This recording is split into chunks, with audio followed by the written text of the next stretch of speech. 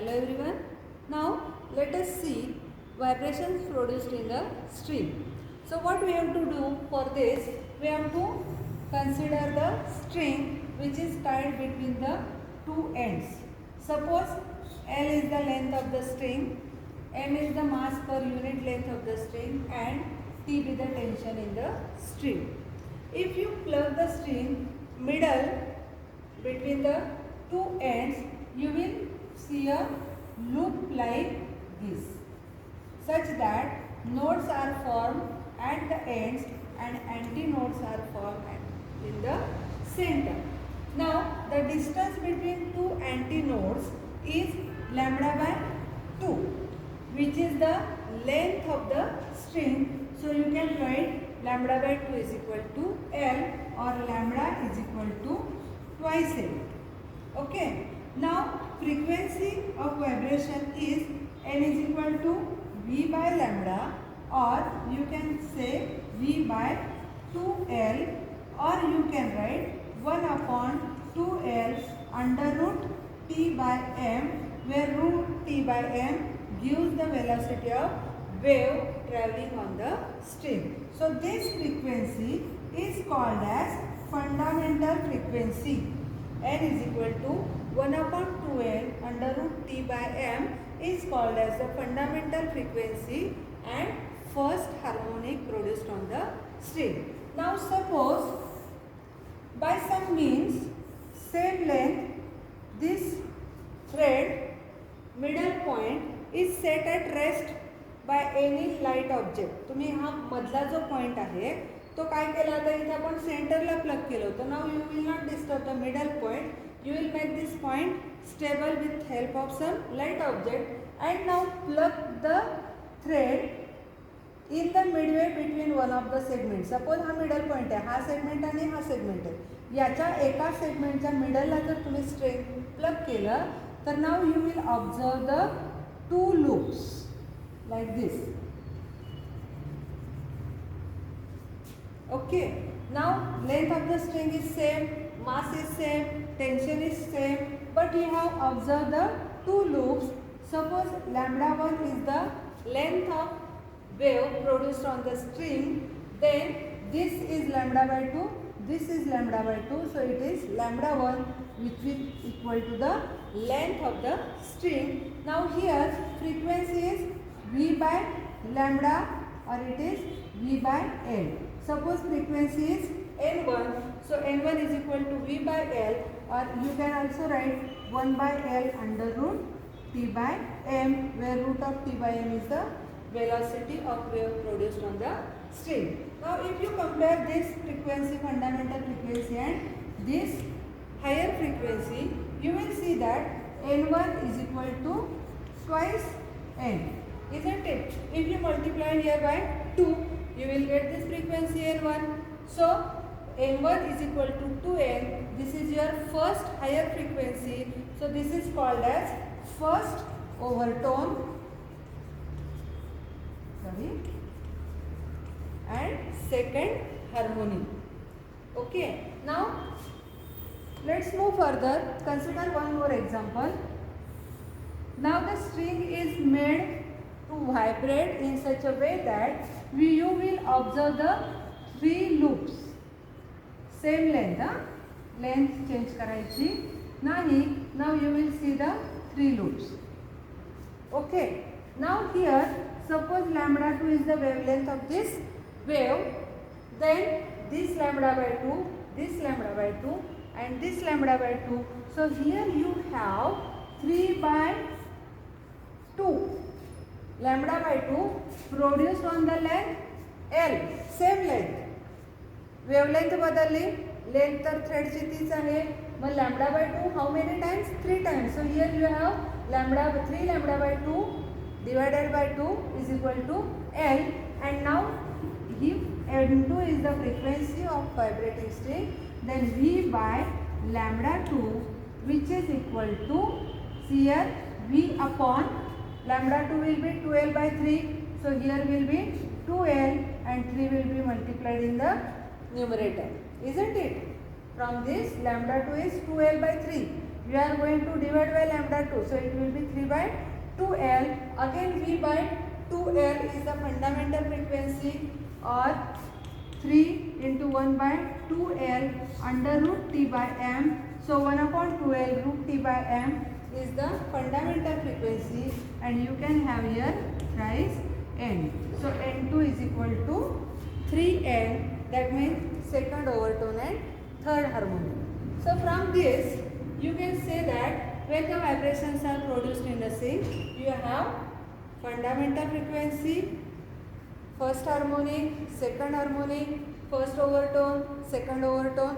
That means if you go on increasing the modes of vibration, you will have all the overtones present on the string, odd as well as even. Okay, so the question may be show that all the overtones are present on the vibration produced from the string. So you can show first fundamental mode, first overtone, second overtone, and in this way all the frequencies are present in the vibration produced in a string. Now let us see the laws of vibrations of the string. Continuing this point,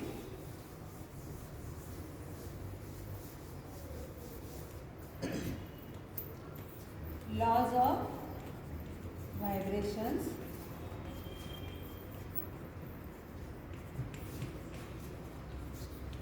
produced on string. See, we just have seen the formula for the fundamental frequency. N is equal to 1 upon 2L under root T by M.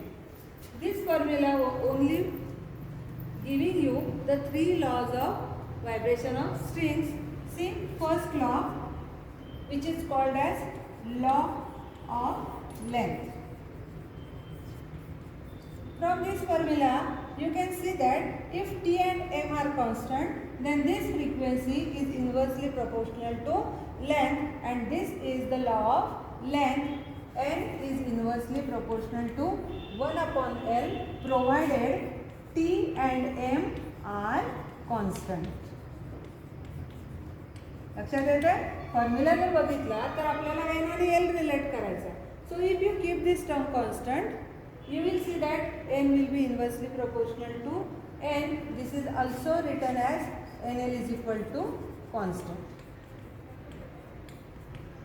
Now let us see second formula.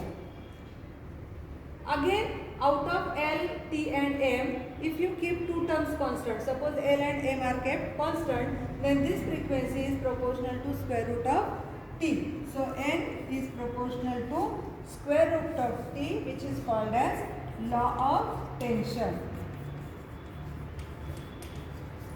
N is directly proportional to square root of T, provided L and M are constant. Now, third law is the law of linear mass density.